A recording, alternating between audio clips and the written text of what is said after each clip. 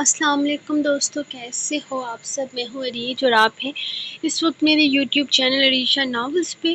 تو دوستو، سب سے پہلے تو سر میں شدید قسم کا درد ہے، پتہ نہیں اب آج جس سے بھی پوچھا سب یہی کہہ رہے ہیں کہ یار سر میں درد ہے، سر میں درد ہے۔ پتہ نہیں کیوں آج ہر بندے کا ہی سر درد کر رہا ہے اور میرا بھی سر درد کر رہا ہے۔ اور آج ایپیسوڈ میں نے ٹائم پہ لکھ لی، لیکن کل کی ایپیسوڈ کا تھوڑا مسئلہ ہو جائے گا، جیسا کہ میں نے بتایا تھا کہ ہمارے یونی میں فنکشن ہے جس کی میں ہوسٹ ہوں، اور میں بھی کل ایپیسوڈ نہیں آئے گی، کیونکہ صبح سے شام تک میں تقریباً صبح 7 بجے گھر سے نکلوں گی اور میری واپسی تقریباً 7-8 بجے ہوگی رات کو، تو شاید میں کل کی قسط نہ لکھ سکوں۔ تو آپ لوگ جو اگر کوئی کامنٹ سیکشن میں پوچھے تو آپ لوگ بتا دیجیے گا۔ پہلے کچھ ریڈرز نے میری اس سلسلے میں بہت ہیلپ کی تھی کہ میں یہاں پر پوسٹ لگا کر نہیں بتا پائی تھی، تو میں نے فیس بک پر اپنی آئی ڈی سے بڑی مشکل سے پوسٹ کی تھی، تو ریڈرز نے بتایا تھا یہ الگ بات ہے کہ رات تک میں نے ایپیسوڈ لکھ کر دے دی تھی، تو تھینک یو سو مچ۔ تو اگر کوئی پوچھے تو آپ لوگوں نے بتا دینا ہے کہ ایپیسوڈ نہ آنے کا ریزن کیا ہے۔ جو سنتے ہیں وہ سن لو، اور جو نہیں سنتے کوئی گل نہیں، آپ لوگوں کو کل خود ہی پتہ چل جائے گا نہیں آئے گی تو۔ ہماری آج کی ایپیسوڈ ہے یار ستمگر، ایپیسوڈ نمبر 74، پارٹ 2، تحریر عریج شاہ۔ امی، رات کو یہاں پر خان آئے تھے کیا؟ وہ کافی دیر سے جاگ رہی تھی لیکن خاموش تھی۔ اب اچانک ہی اس کے سوال پر فارحہ بیگم نے پریشانی سے اس کی طرف دیکھا تھا۔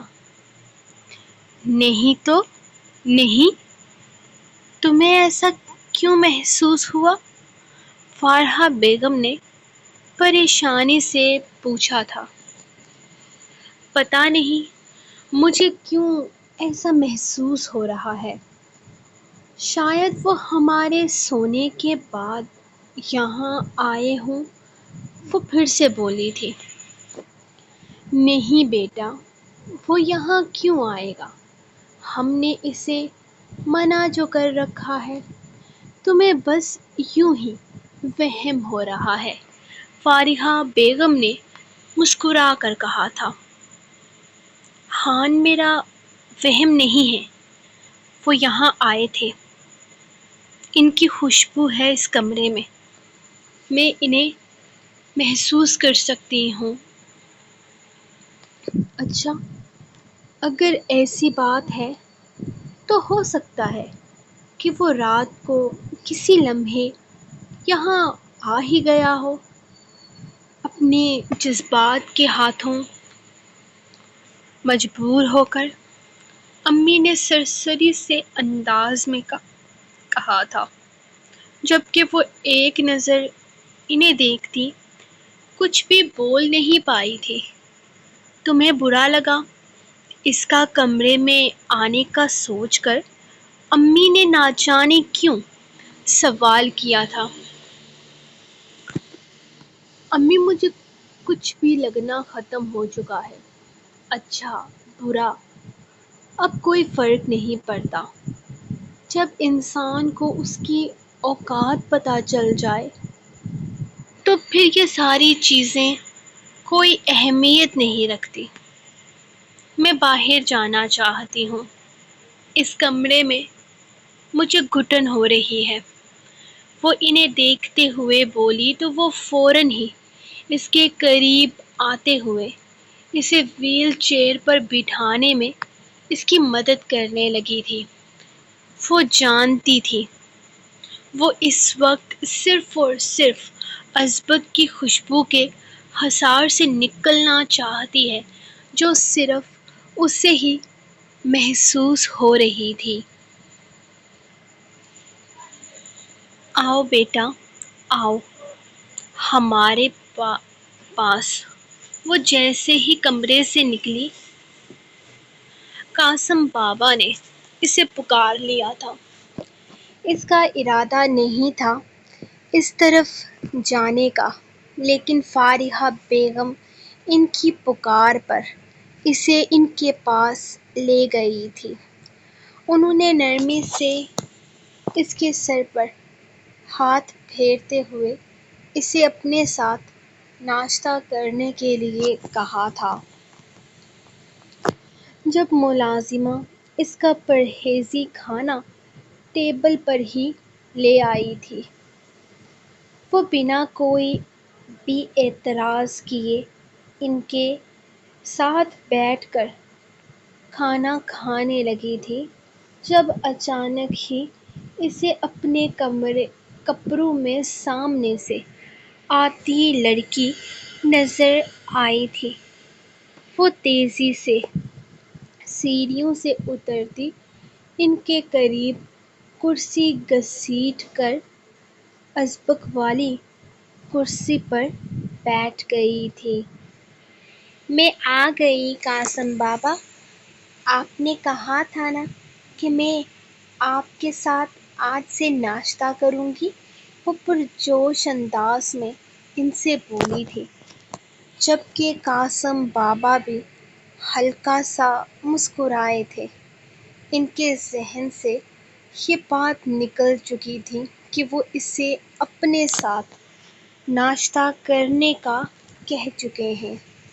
جس طرح ازبک اور باقی سب لوگ اسے نظر انداز کرتے ہوئے کبھی ڈانٹ رہے تھے تو کبھی گھور رہے تھے، تو اسے اچھا فیل کروانے کے لیے رات کو ہی وہ اس سے کہہ چکے تھے کہ وہ آئندہ ان کے ساتھ ناشتہ کیا کرے اور رات کا کھانا بھی سب کے ساتھ ٹیبل پر کھایا کرے گی۔ اگر انہیں یہ بات یاد ہوتی تو وہ ہرگز عائرہ کو اپنے ساتھ ناشتہ کرنے کے لیے نہ کہتے۔ اللہ تم کتنی پیاری ہو، یہ بک بک دورانی یوں ہی تو نہیں روتا تمہارے لیے۔ عائرہ خاموشی سے اپنا ناشتہ کرنے میں مصروف تھی جب اس نے اسے کہتے ہوئے سنا تھا، تمہاری انگلیاں کتنی پیاری ہیں۔ اس نے اس کا ہاتھ دیکھتے ہوئے کہا تھا، جبکہ عائرہ بنا کچھ بولے خاموشی سے اپنا ناشتہ مکمل کرنے لگی تھی۔ اسے کوئی فرق نہیں پڑا تھا کسی کے وہاں ہونے سے۔ اس نے تو جیسے خود کو یقین دلایا تھا جب اس کے ساتھ والی کرسی کھینچ کر کوئی اس کے پاس بیٹھا تھا۔ اس انسان کا اس کے آس پاس ہونا ہی اسے بتا دیتا تھا کہ وہ اس کے کتنے قریب ہے۔ اس نے نگاہیں اٹھا کر اس کی طرف نہیں دیکھا تھا۔ سنو بک بک دورانی، مجھے میرے اپنے کپڑے لا کر دو نا، مجھے یہ کپڑے پسند نہیں ہیں، وہ دوبارہ سے اونچی آواز میں بولی تھی، جبکہ عائرہ نے اب بھی نگاہ اٹھا کر بائیں جانب نہیں دیکھا تھا۔ تم خاموشی سے بیٹھ کر ناشتہ نہیں کر سکتی؟ اس کی گمبھیر آواز اس کے قریب سے سنائی دی تھی۔ اس نے اب بھی سر اٹھا کر اس کی طرف نہیں دیکھا تھا، جبکہ پانی کی تلاش میں نگاہیں دہرانے پر لمحے کے ہزارویں حصے میں ازبک نے اسے پانی ڈال کر دیا تھا، جسے چھونا تو دور دیکھنا تک عائرہ اپنی شان کے خلاف سمجھتے ہوئے خود ہی جگ سے دوسرے گلاس میں پانی اڈھیلنے لگی تھی۔ ازبک نے اس کی اس حرکت کو شدت سے محسوس کیا تھا، لیکن بولا کچھ بھی نہیں تھا۔ نہیں، میں نہیں کر سکتی خاموشی سے ناشتہ، مجھے میرے اپنے کپڑے لا کر دو۔ اور پیسے تم ادھار کر لو، میں بعد میں جب دوسرے ملک جاؤں گی نا تو وہاں سے بھیج دوں گی، اور مجھے ایسی انگوٹھی بھی لے کر دینا۔ اس نے آئرا کے ہاتھ کی طرف اشارہ کرتے ہوئے کہا تھا، جہاں پر اس نے ایک بے حد خوبصورت انگوٹھی پہن رکھی تھی، جو ازبک نے ہی اسے گفٹ کی تھی۔ آئرا نے آہستہ سے اپنی انگلی سے انگوٹھی اتارتے ہوئے اس کے سامنے رکھی تو وہ حیرت سے اسے دیکھنے لگی تھی۔ تمہیں یہ انگوٹھی پسند ہے؟ تمہیں رکھ لو۔ ویسے بھی اگر یہ انگوٹھی دینے والا ہی میرا نہیں رہا تو میں اس انگوٹھی کا کیا کروں گی؟ امی، مجھے کمرے میں لے چلیں، میرا ناشتہ ہو گیا، اس نے فارحہ بیگم سے کہا جبکہ وہ حیرت سے اسے دیکھ رہی تھی۔ مجھے تمہاری انگوٹھی نہیں چاہیے، میں تو بس ایسے ہی کہہ رہی تھی، میں تو کپڑے بھی تمہارے پہنتی ہوں، تمہارے کمرے میں رہتی ہوں، کیا تم سے انگوٹھی بھی لے لوں گی؟ میں تو بس تم سے بات کرنے کے لیے ایسے بول رہی تھی۔ وہ اٹھ کر کھڑی ہوتی پریشانی سے کہنے لگی تھی۔ آئرا نے اندازہ لگایا تھا کہ اگر اس لڑکی نے اس کی جگہ لی تھی تو اس لڑکی کا اپنا کوئی قصور نہیں تھا، اور وہ اب تک یہ سوچ رہی تھی کہ ہو سکتا ہے اس لڑکی نے اس کے شوہر کو اپنی طرف راغب کر لیا ہو، لیکن ایسا نہیں تھا۔ یہ لڑکی تو دنیا کی چالاکیوں سے بہت دور تھی۔ ان سب چیزوں پر تمہارا حق ہے، تمہیں جو پسند ہے تم رکھ لو، اور جو پسند نہیں ہے اسے آگ لگا دو، کیونکہ اب اس کمرے میں میرا کچھ نہیں ہے، جو ہے تمہارا ہی ہے۔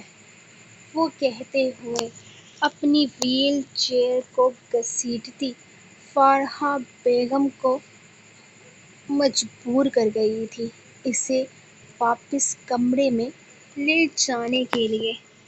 وہ کمرے میں سے نکلی تھی ازبک کی خوشبو سے دور جانے کے لیے، لیکن شاید اب وہی کمرہ اس کا ٹھکانہ تھا۔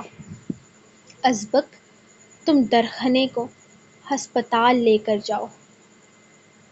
اور آئرا کے اٹھتے ہی تیزی سے اپنی جگہ سے اٹھا تھا۔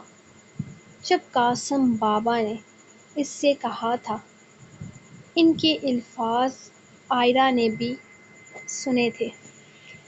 میں کہیں نہیں جا رہا، وہ غصے سے بولا تھا۔ میں تم سے پوچھا نہیں ہے ازبک دورانی، بتایا ہے تمہیں وہ پریگننٹ ہے۔ اگر ذمہ داری لے ہی لی ہے تو اسے ٹھیک سے نبھاؤ، اور وہ شاپنگ پر جانا چاہتی ہے، اسے جو چاہیے وہ دلوانا تب تک تمہارا فرض ہے جب تک اس کی ذمہ داری تمہارے کندھوں پر ہے۔ قاسم بابا پہلے ہی سب کچھ بہت خراب ہے۔ آئرا کو اندر جاتے دیکھ اس نے قاسم بابا کو دیکھتے ہوئے کہا تھا، قاسم بابا، مجھے بک بک کے ساتھ نہیں جانا، مجھے آپ اپنے ساتھ لے چلیں نا۔ یہ تو ہر وقت مجھ پر غصہ کرتا رہتا ہے، مجھے ڈانٹتا رہتا ہے۔ ازبک کو منہ بناتے دیکھ کر وہ بولی تو قاسم بابا نے ایک نظر اسے دیکھا، پھر ہاں میں سر ہلا گئے۔ ہاں، یہ زیادہ بہتر رہے گا۔ انہوں نے نہ جانے کیا سوچ کر کہا تھا، جبکہ ان کی بات پر ترکھنے خوش ہو گئی تھی اور ازبک بنا کچھ کھائے وہاں سے چلا گیا تھا۔ یہ کیا لے کر آئی ہو تم؟ میرا ناشتہ کہاں ہے؟ المیر درانی نے غصے سے پوچھا تھا۔ آپ کا ناشتہ ہی تو ہے، ملازمہ نے پریشانی سے کہا، جبکہ وہ حیرت سے اسے دیکھ رہے تھے۔ ان کی بیوی کے گھر میں موجود ہوتے ہوئے وہ ٹوسٹ اور انڈا کھائیں گے؟ کیا اتنے برے دن آ گئے تھے ان پر؟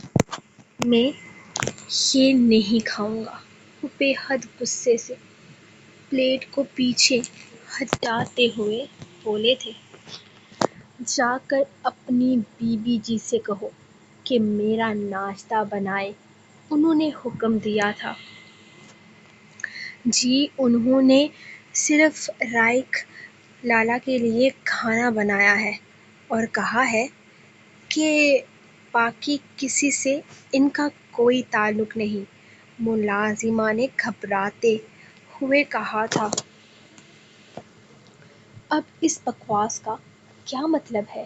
انہوں نے غصے سے قاسم بابا کو دیکھتے ہوئے سوال کیا تھا، جو سارے معاملے سے اس طرح سے انجان بنے ہوئے تھے جیسے ان سے ان کا کوئی تعلق ہی نہ ہو۔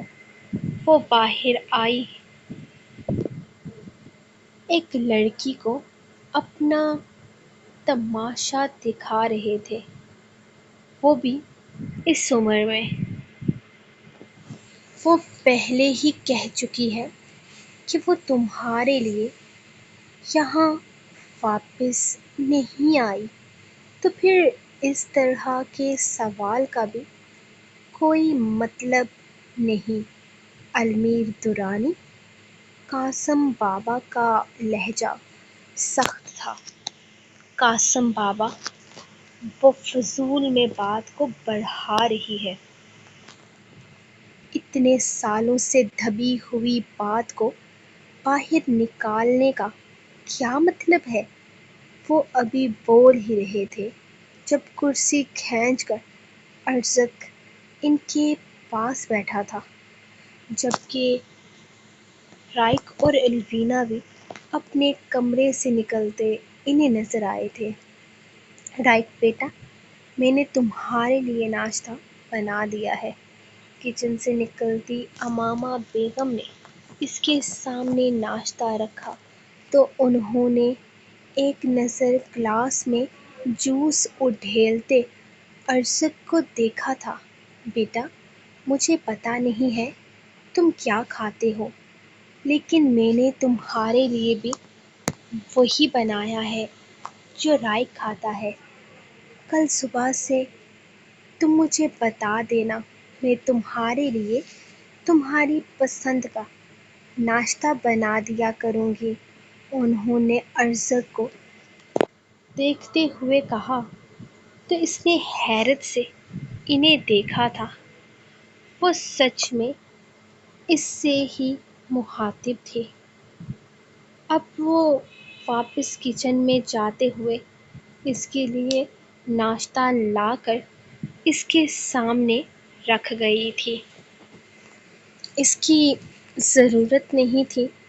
اپنے سامنے ناشتے کی پلیٹ دیکھتے ہوئے اس نے امامہ بیگم سے کہا تو وہ ہلکا سا مسکرا کر اس کے سر پر پیار سے ہاتھ پھیرنے لگی۔ کیوں ضرورت نہیں تھی؟ تم تو کچھ کھاتے پیتے ہی نہیں ہو۔ آج سے میں خود تمہارے لیے تمہارے کھانے پینے کا خیال رکھا کروں گی۔ وہ کہتے ہوئے کچن کی طرف چلی گئی تھی۔ سب کا دھیان اپنے اپنے ناشتے کی طرف تھا، جبکہ وہ حیران پریشان سا تھا۔ ارزق، چائے لوگے؟ یا جوس؟ ویسے رائق تو صبح چائے ہی پیتا ہے۔ ویسے تو ہمارے گھر میں سب لوگ ہی چائے پیتے ہیں، میرے خیال میں تمہیں بھی چائے ہی پسند ہوگی۔ وہ خود ہی اپنی بات کا جواب دیتی وہاں سے چلی گئی تھی۔ ان کے انداز میں کسی طرح کا دکھاوا ڈھونڈنے سے بھی نہیں مل رہا تھا۔ ارزق ان کے انداز پر پریشان تھا۔ بلا سوتن کے بیٹے سے اتنی نرمی اسے کہاں ہضم ہونی تھی؟ اپنے شوہر کو وہ گھاس تک نہیں ڈال رہی تھی اور اسے اتنی اہمیت دے رہی تھی۔ وہ تھوڑی ہی دیر میں اس کے لیے چائے کا مگ لے کر آئی تھی۔ بیٹا، میرا ماننا ہے کہ صبح چائے تھوڑی زیادہ پینی چاہیے تاکہ سارا دن فریش رہو۔ یہ ہمارے ازبک صاحب کا فارمولہ ہے، انہوں نے مسکراتے ہوئے کہا تو قاسم بابا بھی مسکرائے تھے۔ وہ بنا کچھ بولے کپ تھام کر اپنے لبوں سے لگا گیا تھا۔ نہ جانے کیوں ان کا انداز اسے اپنائیت بھرا لگ رہا تھا، حالانکہ وہ جانتا تھا یہ عورت اپنے دل میں اس کے لیے کوئی بھی اچھا جذبہ نہیں رکھے گی، کیونکہ وہ اس کی سوتیلی اولاد تھا اور سوتیلے رشتے صرف دکھاوا کرتے ہیں۔ وہ بیٹا، میں پوچھ رہی تھی میں تمہارے کمرے میں چلی جاؤں؟ کل صبح ملازمہ تمہارے کمرے میں صفائی کر رہی تھی تو تم غصہ ہو گئے تھے کہ تمہاری کچھ ضروری چیزیں اسی طرح سے رکھی ہوئی ہیں، تو میں گئی نہیں۔ اگر تمہاری اجازت ہو تو میں تمہارا کمرہ صاف کروا دوں گی۔ وہ اٹھ کر جانے لگا تو انہوں نے اسے مخاطب کیا تھا، نہیں امی، آپ اس کے کمرے میں مت جائیے گا، اس کی ضروری چیزیں ہیں، اندر کوئی ضرورت نہیں ہے وہاں کسی کو بھی بھیجنے کی، اس کی موجودگی میں آپ صفائی کروا لیجیے گا۔ رائق بولا تو وہ بنا کوئی جواب دیے کندھے اچکا کر وہاں سے نکل گیا تھا۔ رائق جانتا تھا کہ وہ آرمی میں ہے اور اس کے کمرے میں اس کے مشن سے متعلق بہت ساری چیزیں ہو سکتی ہیں جن کا ادھر ادھر ہو جانا اس کے مشن پر بہت بڑی رکاوٹ ڈال سکتا تھا، اسی لیے اس نے انہیں منع کر دیا تھا۔ کیا بات ہے، یہاں پر صرف مجھے ہی نظر انداز کیا جا رہا ہے، المیر درانی نے کافی سختی سے کہتے ہوئے اپنی جگہ چھوڑی تھی۔ اگر مجھ سے رشتہ ختم کر کے مزید رشتے نبھانے کا اتنا ہی شوق ہے تو پوری طرح سے ختم کرو نا، تاکہ مجھے بھی چین آئے۔ وہ ایک لمحے کے لیے امامہ بیگم کے قریب رکتے کافی سخت الفاظ استعمال کر گئے تھے اور ان کی بات کی گہرائی جان کر وہاں سب کے سب لوگوں کو جیسے سانپ سونگھ گیا تھا۔ آپ کا بس چلے تو آپ وہ بھی کر دیں، فکر نہ کریں، زیادہ وقت تک آپ کو امتحان میں نہیں ڈالوں گی۔ امامہ بیگم کا لہجہ تو ٹوک تھا جبکہ وہ انہیں نظر انداز کرتی قاسم بابا سے ناشتے کے بابت پوچھنے لگی تھی۔ المیر درانی کتنے ہی لمحے کچھ بولنے کے قابل ہی نہ رہے تھے۔ وہ سو رہی تھی جب اسے اپنے پیروں پر نرم سا احساس ہوا۔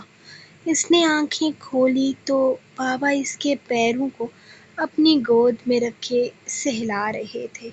اسے کل آتے ہوئے ٹھوکر لگی تھی۔ بابا پیار سے اس کے پیر پر مرہم لگا رہے تھے۔ وہ ایک جھٹکے سے اٹھ بیٹھی تھی۔ بابا کیا کر رہے ہیں آپ؟ میرے پیروں کو کیوں ہاتھ لگاتے ہیں؟ وہ تیزی سے اٹھ کر ان کے قریب ہوتی ہوئی بولی، کیونکہ میری گڑیا کے پیر بالکل نازک سی گڑیا جیسے ہیں۔ میرا دل نہیں کرتا یہ زمین کو چھوئیں۔ روتی رہی ہو تم؟ وہ اس کا چہرہ اپنے ہاتھوں میں تھامتے ہوئے بولے تو اس نے خاموشی سے ان کے سینے پر اپنا سر رکھا تھا۔